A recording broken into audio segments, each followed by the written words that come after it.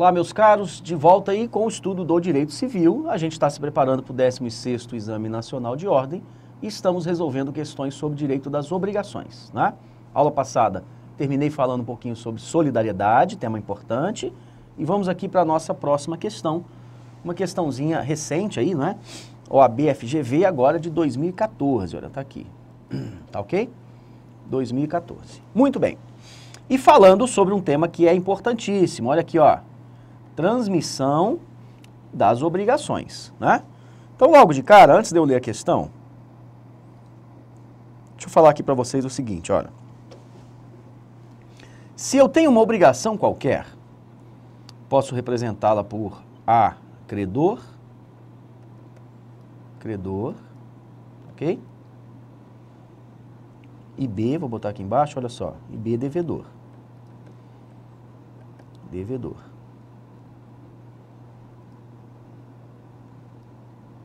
E aqui um objeto qualquer. Lá, vou botar uma dívida em dinheiro, pecuniária, 10 mil reais. Né? E esse pagamento aqui, botar uma data de vencimento para ela, final do ano, 31 de dezembro. Pronto, está aí a data do vencimento da minha dívida. Muito bem.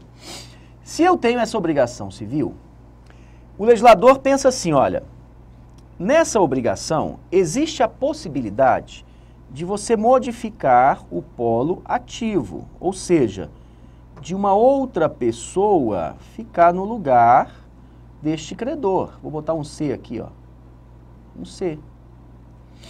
Então, na hora que desse C aqui, desse terceiro, assume o polo ativo no lugar do credor, é como se o credor, então, olha só, estivesse vendendo o seu crédito para C. Ele está transferindo, na verdade, né? Ele pode vender ou pode doar. O C pode resolver comprar esse crédito dizendo para o A assim, olha, eu lhe dou 8 mil reais pelo crédito, agora, e vou ficar no seu lugar. Vou esperar o vencimento da dívida para cobrar do devedor quanto? Os 10 mil. Então eu posso comprar. Ou então, o C pode receber isso de presente.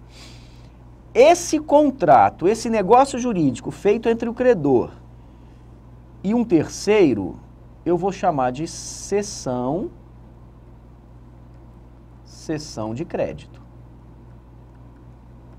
Tá ok? Cessão de crédito.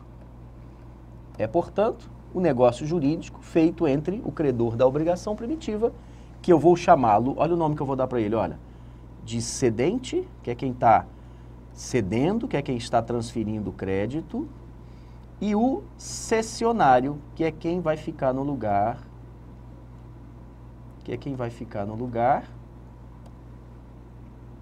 do credor primitivo, tá certo? Esse daqui vai ser o cessionário. Vou fazer uma setinha aqui para ele. Muito bem, olha só. Para a validade desta cessão de crédito, este devedor aqui, olha, não precisa, olha, validade, hein? Para a validade, este devedor aqui, que eu vou chamá-lo de cedido, vou botar aqui embaixo, ó, cedido, ele não precisa concordar, certo? É dispensável a concordância, a aquiescência do devedor. E aqui muita gente boa erra, vai dizer assim, olha, ele não precisa concordar, é dispensável, mas ele tem que ser notificado, né? Tem que ser notificado para que ele saiba quem é o novo credor. Ele tem que ser notificado porque ele pode ter exceção pessoal contra o credor primitivo, enfim, é verdade, mas não como requisito de validade.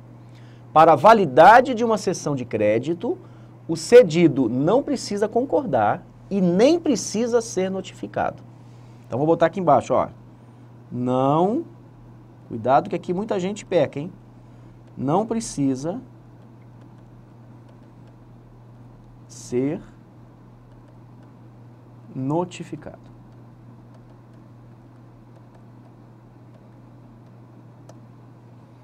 Por que eu estou dando ênfase? Porque eu estou no requisito de validade. Perazzo, o devedor precisa ser notificado? A notificação ao devedor entra como requisito de eficácia. Vou botar aqui assim, ó, e eficácia. Como assim, Peraz? Olha, enquanto o devedor não for notificado, a cessão será ineficaz, ou seja, não vai gerar efeitos para ele. É ineficaz em relação a ele, devedor, em relação a terceiros é eficaz, tá certo? Enquanto o devedor não for notificado, a cessão será ineficaz. E o que significa dizer isso? Enquanto o devedor não for notificado, ele cumpre a obrigação pagando ao credor primitivo, até porque ele não sabe que tem uma nova pessoa. E o momento que ele é notificado é o momento que ele vai ter para opor as exceções pessoais. Tá ok? Muito bem, olha só. Outra coisa. Nessa sessão aqui que está acontecendo entre cedente e cessionário, este credor cedente, ele tem que garantir que o crédito que ele tem existe.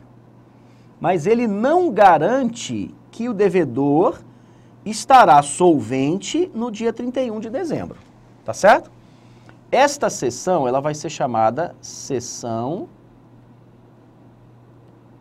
pró-soluto,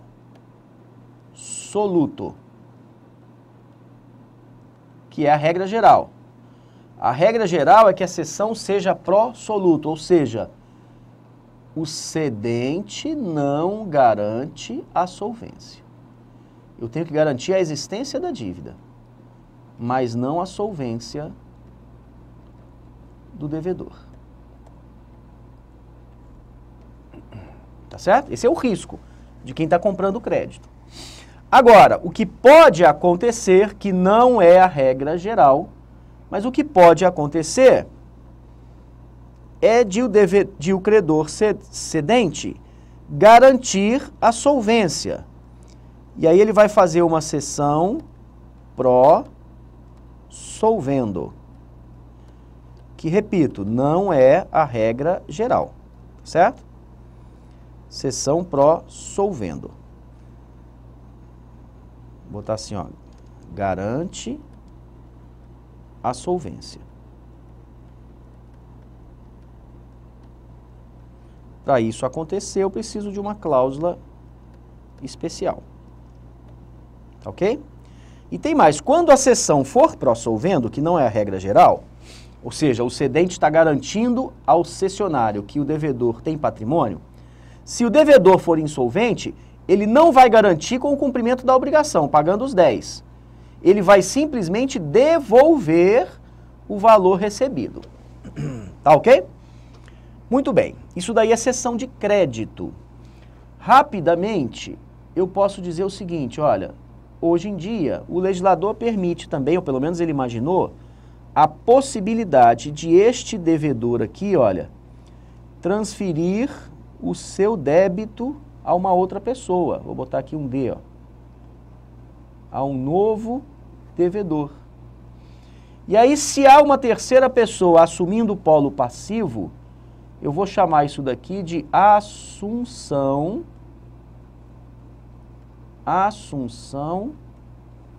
de dívida. Assunção de dívida. Tá ok? Agora, para a assunção de dívida, ou seja, para que esse D aqui, olha, fique no lugar, assuma o polo passivo no lugar de B, é indispensável a concordância expressa do A, ou seja, do credor. Olha a diferença. Para a validade da assunção de dívida, é indispensável a concordância expressa do credor. E essa regra só vai ter uma exceção. O adquirente de imóvel hipotecado, ou seja, eu comprei um imóvel que garante o pagamento de uma dívida, é claro que eu vou ter interesse em ficar no lugar do devedor, porque eu sou o novo proprietário do imóvel. Então, o adquirente de imóvel hipotecado, ele pode sim ficar no lugar do devedor. E para isso ele comunica ao credor, porque precisa da concordância. O credor notificado, se ele não falar nada em 30 dias, o legislador presume que ele aceitou. Então, para a validade de uma assunção de dívida é indispensável a concordância expressa, salvo uma única exceção onde o legislador presume que haja uma aceitação. Então, eu estaria diante de uma aceitação presumida, né? Que seria a tácita prevista em lei. Olha só, o adquirente de imóvel hipotecado pode tomar para si o local, o lugar do devedor. Notifica ao credor, se em 30 dias ele não se manifestar, presume que ele concordou, que ele aceitou. Essa regra vai estar no artigo 303 do Código Civil. Tá ok? Vamos para a nossa questão, que eu acho que agora a gente já tem conteúdo aqui suficiente para poder resolvê-la. Olha só. A transmissibilidade de obrigações pode ser realizada por meio do ato denominado cessão, né? Tudo bem, cessão de crédito, a assunção de dívida seria uma espécie de cessão de dívida, né? Por meio do qual o credor, então ele está se referindo a uma cessão de crédito, transfere seus direitos na relação obrigacional a outrem, ao cessionário, fazendo surgir as figuras jurídicas, tá ela aqui, ó, do cedente e do cessionário. Constituída essa nova relação obrigacional, é correto afirmar que... Então, deixa eu voltar só aqui para a minha questão rapidamente, olha só. A questão está dizendo assim, o A resolveu ceder o seu crédito para C, né? O B continua sendo o devedor. E a nova relação jurídica que ele está dizendo é C, cessionário, credor no lugar do A, credor de B, né? Muito bem. Constituída essa nova relação obrigacional, é correto afirmar, letra A, os acessórios da obrigação principal são abrangidos na cessão de crédito, salvo disposição em contrário. Deixa eu voltar aqui para o meu exemplo, olha só. Vamos supor que na dívida A, credor de B, tenha, por exemplo, vou botar ele aqui, olha só, tenha, por exemplo, a garantia de um fiador. Fiador. O que o examinador está me perguntando é, se o A for embora e no lugar do A entrar esse C, cessão de crédito, e a dívida passará a ser C, credor de B, a garantia acessória que eu tenho, ela está extinta ou ela permanece? Essa é a pergunta. E aí eu respondo assim, olha, qual é a obrigação do fiador? Pagar a dívida caso o devedor não o faça. Eu estou mexendo com o devedor? Não. Então eu não estou mexendo com a obrigação do fiador. Então, na cessão de crédito, as obrigações acessórias continuam existindo. Afinal de contas, essa é a razão de ser de uma cessão de crédito, né? Na cessão de crédito, tal qual uma subrogação, uma terceira pessoa fica no lugar do credor e as garantias acessórias continuam existindo. Diferente de uma assunção de dívida, não é? Porque na assunção de dívida, quando eu mudo o devedor, salvo disposição em contrário, eu vou perder todas as garantias. Porque as garantias elas são dadas em função do devedor. Se eu mudo o devedor por outra pessoa, eu não posso garantir mais, né? Então eu garanto que João fará o pagamento. Agora, se o João for embora e a Maria entrou no lugar dele, eu não posso garantir a Maria, até porque eu não a conheço. Tá ok? Então volta para a questãozinha. Os acessórios da obrigação principal, deixa eu colocar aqui uma outra cor. Os acessórios da obrigação principal são abrangidos na cessão de crédito, salvo disposição em contrário. Correto, verdade. Os acessórios permanecem, como, por exemplo, a fiança que eu botei ali. B. O cedente responde pela solvência do devedor, não se admitindo disposição em contrário. Ao contrário, né? O cedente não responde pela solvência. É a chamada cessão pró soluto. Cessão pró soluto, né? Então essa daqui está errada, o cedente não responde. C de casa. A transmissão de um crédito que não tenha sido celebrada única e exclusivamente por instrumento público é ineficaz em relação a terceiros. Não, por instrumento público ou particular, com aquelas formalidades lá que se exige para a procuração, né? Ou seja, a qualificação do outorgante, do outorgado, etc. Enfim, público ou particular, tá certo? Deixa eu ver se eu acho isso aqui no código rapidamente, olha só. Cessão de crédito, né? 288. É ineficaz em relação a terceiros a transmissão de um crédito se não se celebrar mediante instrumento público ou instrumento particular revestido das solenidades do parágrafo 1º do artigo 654, que é aquele que vai falar das solenidades, ou melhor, das formalidades na procuração, né? Outorgante, outorgado, enfim, essas coisas todas. Então, é público ou particular. Então, a letra C está errada também. D de dado. O devedor cedido não pode opor ao cessionário as exceções que tinha contra o cedente no momento em que veio a ter conhecimento da cessão. Não, o momento que ele veio a ter conhecimento da cessão, que é a notificação, é exatamente o momento para que ele possa opor ao cessionário as exceções pessoais que ele tinha contra as exceções pessoais que ele tinha contra o cedente, né? Então essa D aqui está errada também. O que me faz então ter como opção correta, pessoal, a letra A, sem sombra de dúvidas. Tá ok? Temazinho importante, hein? Transmissão das obrigações, cessão de crédito, assunção de dívida. Vou para frente para a nossa próxima questão sobre direito das obrigações. Olha só. Bruno cedeu a Fábio um crédito representado em um título no valor de R$20.000 que possuía com Caio. Então, novamente, olha só, 2013, novamente uma questão abordando transmissão das obrigações. O Bruno cedeu a Fábio. Então, se eu for colocar assim, vai ser assim, olha, a obrigação é Bruno tinha um crédito de 20.000 com Caio. Então, o devedor está aqui, ó, Caio, certo? Está aqui a obrigação. Vou colocar aqui assim, ó, R$20.000 era a dívida. E o Bruno simplesmente cedeu a Fábio este crédito. Aqui não fala se é a título oneroso ou é a título gratuito, né? Só diz que o Bruno transferiu a Fábio. Esse Bruno aqui eu vou chamá-lo de cedente, né? E o Fábio passa a ser o cessionário. Cedente, cessionário. E esse Caio aqui, que é o devedor, é o cedido. Pronto, tá aí o meu desenhozinho. Considerando a hipótese acima e as regras sobre a cessão de crédito, assinale, então, a alternativa correta. Letra A. Caio, quem é o Caio? Tá aqui, é o devedor. Não poderá opor a Fábio a exceção de dívida prescrita. Ele não pode opor a Fábio a exceção de dívida prescrita, que no momento em que veio a ter conhecimento da cessão, tinha contra Bruno, em virtude da preclusão. Não, olha só.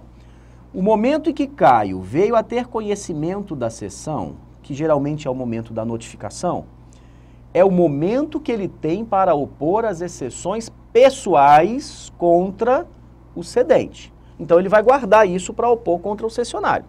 No momento em que veio a ter conhecimento. Se ele teve conhecimento da cessão e não apresentou a exceção pessoal que ele tinha contra o cedente, ele perde esse direito. Até porque a exceção era pessoal. Só que ele tem exatamente o momento da notificação. Então, a letra A está dizendo assim, ó, o Caio não vai poder opor a Fábio, ao cessionário, a exceção de dívida prescrita que, no momento que veio a ter conhecimento, tinha contra o Bruno, o cedente? Não. É exatamente esse o momento que ele pode opor, né? Então, a A está errada. B. Caso Fábio é o cessionário, tenha cedido o crédito recebido de Bruno a Mário. Então, olha só, o Fábio, ele agora, a questão está dizendo assim, olha, ele pegou o crédito e já transferiu para Mário. Botou uma pessoa nova aqui na jogada, né?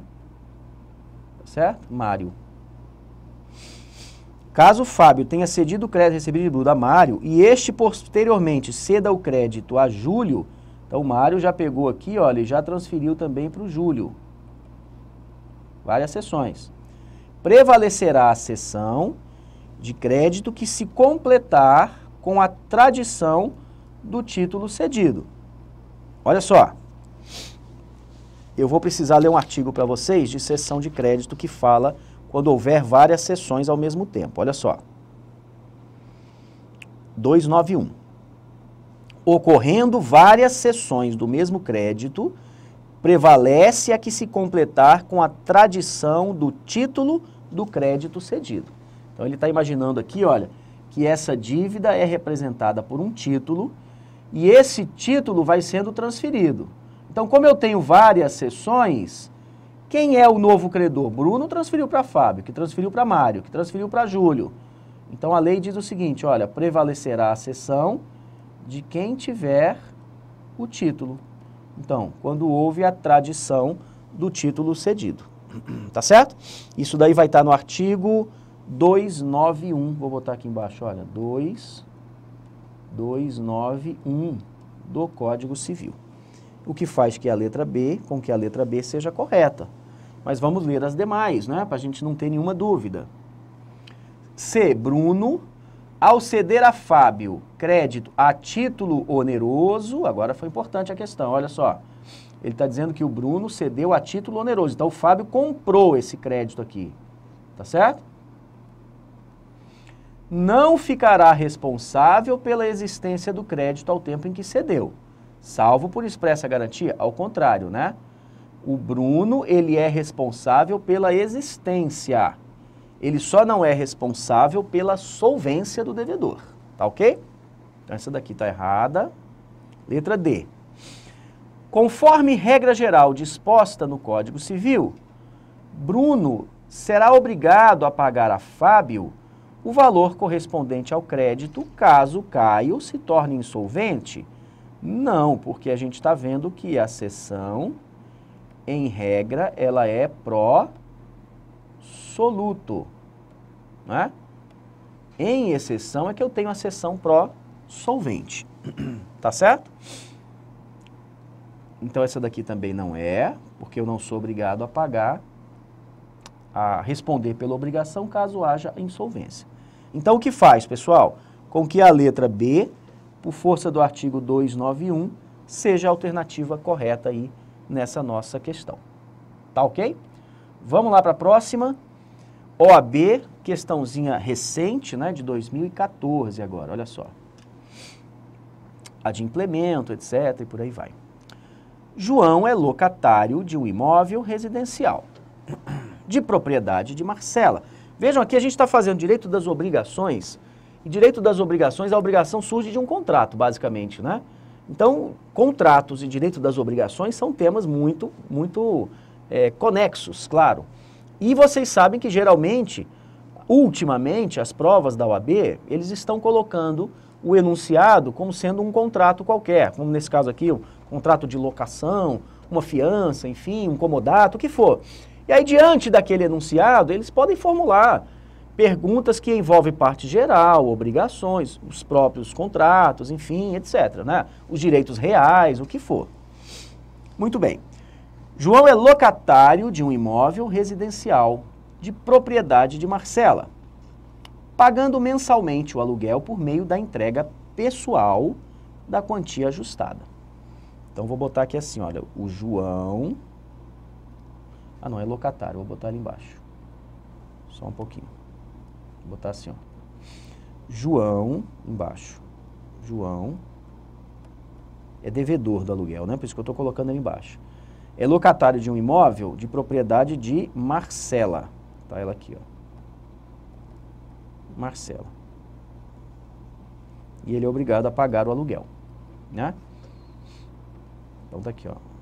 Aluguel, o objeto. Que a questão não está dizendo quanto é. E esse aluguel ele paga por meio da entrega pessoal da quantia ajustada. Então, todo mês o João pessoalmente paga a Marcela. O locatário tomou ciência do recente falecimento de Marcela, ao ler uma comunicação de falecimento publicada pelos filhos maiores e capazes de Marcela em um jornal de grande circulação. Então, olha só, o João ficou sabendo que Marcela faleceu. E ela tinha vários filhos, então, né? Todos os filhos maiores e capazes. Marcela, à época do falecimento, ela era viúva. Aproximando-se do dia do vencimento da obrigação contratual, o João ele pretende quitar o valor ajustado. Todavia, ele não sabe a quem pagar e sequer tem conhecimento sobre a existência do inventário. Então, olha só, eu estou querendo pagar o aluguel, nesse exemplo que a gente está vendo, e eu não sei quem é mais o locador, porque a Marcela morreu e ela deixou vários filhos. Então, nessa situação, antevendo aqui a questão, o João está autorizado a consignar. Vou botar aqui do lado, olha, consignação do pagamento. Consignação do pagamento. Né? É uma das hipóteses que autorizam a consignação prevista lá no artigo 335 do Código. Tá certo? Vamos ler as questões ou as alternativas para ver agora qual seria aqui a correta, né? De acordo, 10 aqui acho que está errado, né? De acordo com os dispositivos que regem as regras do pagamento, assinale a alternativa correta. Letra A, olha só. João estará desobrigado do pagamento do aluguel desde a data do falecimento da Marcela. Ah, não, aí seria muito bom, né? Meu credor faleceu, então eu não preciso mais pagar nada e posso morar no imóvel pro resto da vida? Claro que não. A está incorreta, não é? B de bola, o João deverá proceder à imputação do pagamento. Imputação do pagamento, pessoal, é indicação. Indicação. Imputar o pagamento é a possibilidade que tem o devedor de mais de uma obrigação com o mesmo credor. Então, eu sou credor de uma pessoa e essa pessoa me deve, por exemplo, R$100 do aluguel. Me deve R$100 do condomínio, me deve R$100 porque ela me pediu dinheiro emprestado. Então ela tem 3 dívidas, só que ela só tem R$100. Então ela, devedora, vai poder imputar o pagamento. Ela vai poder, se ela tem que quitar os 3, é verdade, mas se ela só tem 100, ela vai indicar qual dívida ela deseja quitar. Isso é imputação do pagamento, né? Então aqui está dizendo, o João deverá proceder à imputação do pagamento em sua integralidade a qualquer dos filhos, visto que são seus herdeiros. Nada a ver com nada, né? Só tem uma dívida. C. João estará autorizado a consignar em pagamento o valor do aluguel aos filhos de Marcela. Essa daqui está certa. Óbvio, né? João deverá utilizar-se da dação em pagamento. Pessoal, dação em pagamento, a chamada datio insolutum, é quando o credor aceita receber coisa diversa. Então não tem nada a ver. Eu devo R$100 do aluguel, mas eu não tenho dinheiro e eu digo, olha, você não quer receber, sei lá, um livro no valor dos R$100? Se você aceitar, você recebeu ou quitou a dívida em dação. Dação em pagamento é quando o devedor cumpre a obrigação com coisa diversa e para isso o credor tem que aceitar, porque senão ofende o artigo 313. Então, João deverá utilizar-se da dação para adimplir a obrigação junto aos seus filhos maiores, etc. E essa daqui também está completamente incorreta. Então, a resposta certa é que o João estará autorizado a consignar o pagamento, seja de forma judicial ou extrajudicial, letra C de casa. Tá ok? Intervalozinho para a gente voltar aí com as questões agora sobre contratos, não é? Terminamos direito das obrigações e a gente faz um encontro agora sobre contratos. Forte abraço, foco nos estudos.